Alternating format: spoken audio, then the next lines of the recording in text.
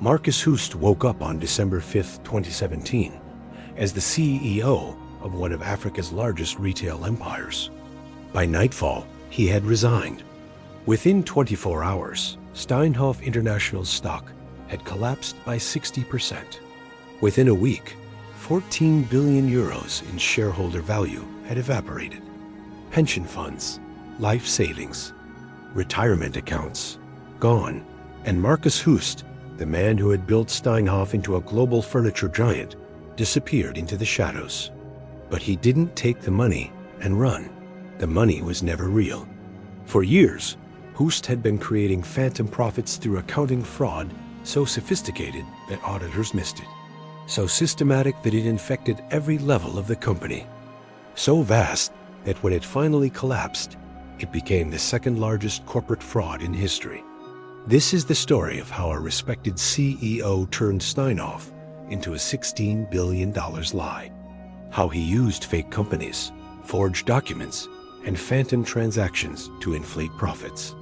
And how, when the truth emerged, he walked away while ordinary South Africans lost everything.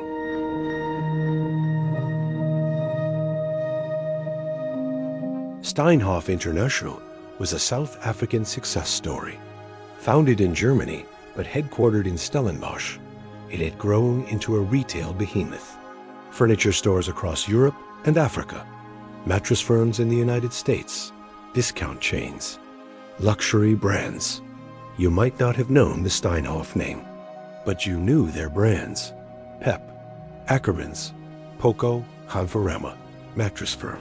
By 2017, Steinhoff employed 130,000 people worldwide. It operated in over 30 countries. It was valued at over 20 billion euros. And it was all built on fraud. Markus Hust was Steinhoff's architect. Charismatic, brilliant, ruthless. He joined Steinhoff in 1998 and quickly rose through the ranks. By 2000, he was CEO. Under his leadership, the company expanded aggressively, acquiring competitors, entering new markets, reporting consistent growth. On paper, Steinhoff looked unstoppable. Revenue climbed year after year. Profits increased. The stock price soared. Investors loved it. Analysts praised it. Universities used Steinhoff as a case study in successful retail management. Hust became a celebrity CEO, wealthy, powerful, respected. He owned racehorses. He threw lavish parties. He moved in elite circles. Everything about Markus Hust screamed success, except the numbers. Because beneath the surface, Steinhoff was rotting. The fraud was elegant in its simplicity. Hust created a network of companies secretly linked to himself and his inner circle. These weren't legitimate suppliers or partners. They were shells, phantoms, entities that existed only on paper. Then Steinhoff did business with them. Here's how it worked. Steinhoff would sell inventory to one of these phantom companies at inflated prices. The sale would be recorded as revenue, boosting Steinhoff's income statement. But the phantom company never actually paid. Or if it did, the money came from loans arranged by Steinhoff itself. In other cases, Steinhoff would purchase goods or services from these companies at inflated prices, then record the transactions in ways that made underperforming divisions look profitable. Assets were moved between entities. Values were inflated. Documents were forged. And the entire scheme was hidden behind a complex web of offshore companies, circular transactions, and accounting tricks designed to confuse auditors. It worked for nearly 2 decades. The scale was staggering. When investigators finally unraveled it, they discovered that Steinhoff had inflated its profits and assets by $16 billion. Let that sink in. $16 billion of reported value. Phantom. Non-existent. Steinhoff reported owning assets that didn't exist. It recorded profits from sales that never happened. It showed growth that was entirely fabricated. And year after year, auditors signed off on it. Deloitte, one of the big 4 accounting firms, audited Steinhoff's books and found nothing wrong. How? Because Hoost was meticulous. He didn't just lie on financial statements. He created an entire parallel reality. Fake invoices, false contracts, forged signatures. Everything looked legitimate because Hoost made it look legitimate. But fraud of this magnitude doesn't happen alone. Hoost had accomplices. A small circle of executives who helped execute the scheme, benefited from it, or looked the other way. They set up the phantom companies. They processed the fake transactions. They manipulated the books. And they got rich doing it. Hoost himself received undeclared bonuses. He granted himself loans from Steinhoff, loans that were never properly documented or disclosed. When he needed money, he simply took it from a company he was destroying. By 2017, the scheme was becoming unsustainable. Steinhoff's debt was ballooning. The fake transactions were piling up. The accounting manipulations were getting harder to hide. Auditors were starting to ask uncomfortable questions. In November 2017, Deloitte informed Steinhoff's board that it needed more time to complete the audit. There were irregularities, things that didn't add up. The board panicked. They delayed the release of the annual financial statements. They launched an internal investigation. And on December 5, 2017, Markus Hoost resigned. No explanation, no warning. Just gone. The next day, Steinhoff announced that its financial statements contained accounting irregularities. That was corporate speak for everything you thought you knew was wrong. The market reaction was instant and brutal. Steinhoff's stock price, which had been trading at €6.50, collapsed to €2.50 in a single day. A 60% loss. By the end of the week, it had fallen below €1. Billions in shareholder value vanished in hours. Pension funds across South Africa watched their holdings evaporate. Teachers, nurses, civil servants, people who had trusted their retirement savings to conservative, diversified portfolios that included Steinhoff, a blue-chip South African company. Gone. Universities lost endowment funds. Municipalities lost investments. Retail investors lost life savings. And Markus Hoost? He was nowhere to be found. Steinhoff commissioned an investigation by PricewaterhouseCoopers, another Big Four firm. The investigation took months. When the report was finally completed, it ran to thousands of pages. And Steinhoff refused to release it publicly. To this day, the full PwC report remains secret. Steinhoff has only released redacted summaries. Why?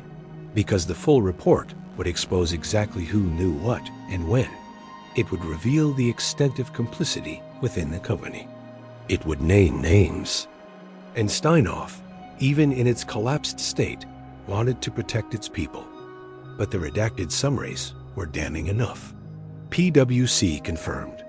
Steinhoff had inflated its profits and assets by $16 billion. The fraud was systematic, sophisticated, and involved multiple executives. Hoost was at the center. But he wasn't alone. Here's what we know Hoost did. He created phantom companies secretly linked to himself and his cronies. He used those companies to create fake sales and inflate revenue. He manipulated accounting entries to hide losses in underperforming divisions. He granted himself undeclared bonuses and personal loans. He forged documents to make fraudulent transactions appear legitimate. He did this for years, possibly decades. And he did it while presenting himself as one of South Africa's most successful businessmen. The aftermath was devastating. Steinhoff's debt exceeded €10 billion. The company was technically insolvent. To survive, Steinhoff began selling assets, selling brands, closing stores, laying off workers. It negotiated with creditors, restructured debt, fought off bankruptcy. Slowly, painfully, Steinhoff tried to salvage what remained. But the company that once employed 130,000 people and operated across continents was a shell of its former self. The Steinhoff name, once a symbol of South African retail success, became synonymous with fraud, And Marcus Hoost? For years, he remained silent. He didn't flee the country. He didn't hide.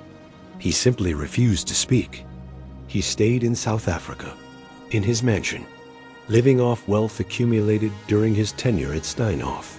Wealth that investigators believe was obtained fraudulently, but has never been fully recovered. In 2022, South African prosecutors finally charged him with fraud and financial misconduct. But the legal process moved slowly. Hoost's lawyers fought every step. Delays piled up. In 2023, German prosecutors also charged him. Steinhoff had significant operations in Germany, and German investors had lost billions. Still, Hoost said nothing publicly. No apologies. No explanations. No admissions. In March 2024, everything changed. South African authorities announced that Marcus Hoost had been found dead. Suicide, they said. The details were sparse. The circumstances unclear.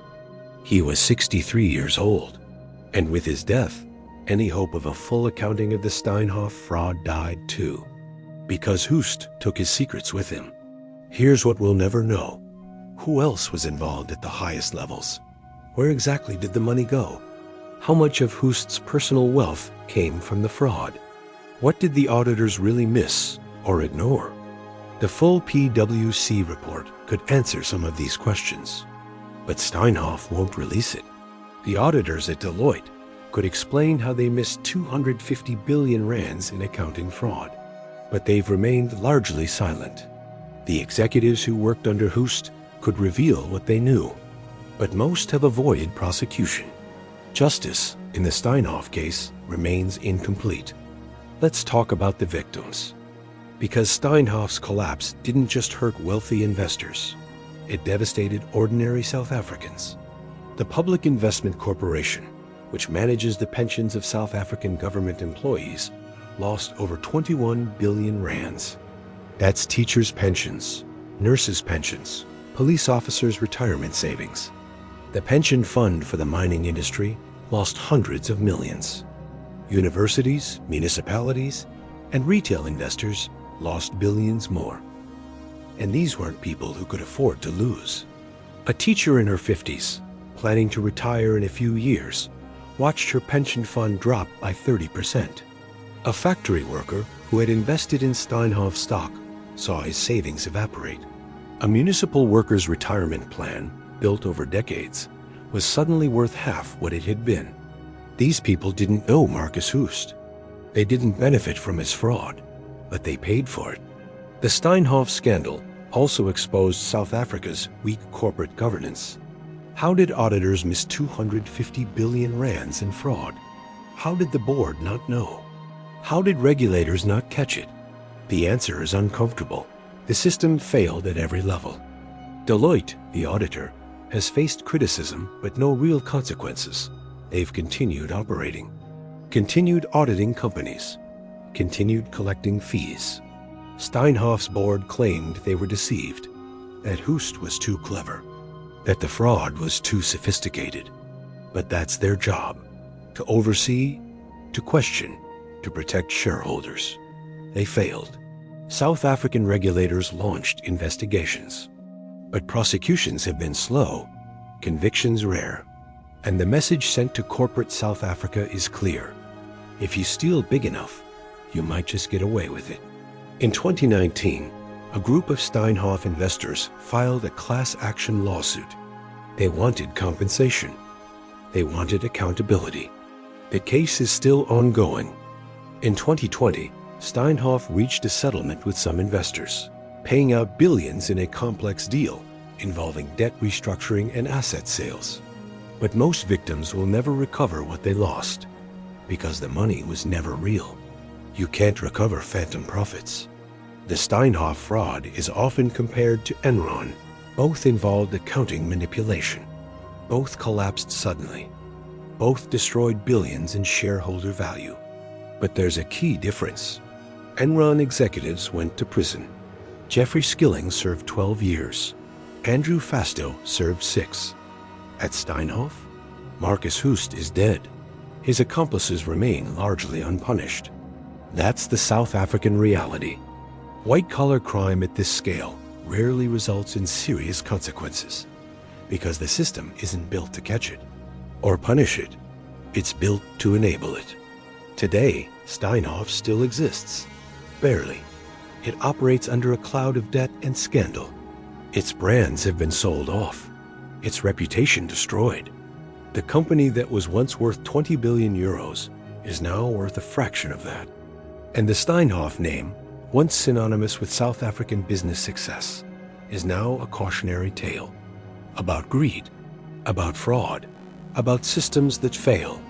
Marcus Hoost made $16 billion disappear, not through complicated financial instruments, not through exotic derivatives, through simple accounting fraud, fake companies, phantom transactions, forged documents. It worked because he was trusted, because he was respected, because auditors didn't look hard enough, because boards didn't ask tough questions. And it ended because eventually all frauds end. The house of cards collapses. The phantom numbers stop adding up. The lies become unsustainable. But by then, it's too late. The pensioners have lost their savings. The investors have lost their money. The workers have lost their jobs. And the man who built it all, he's gone, leaving behind a $16 billion hole where a company used to be.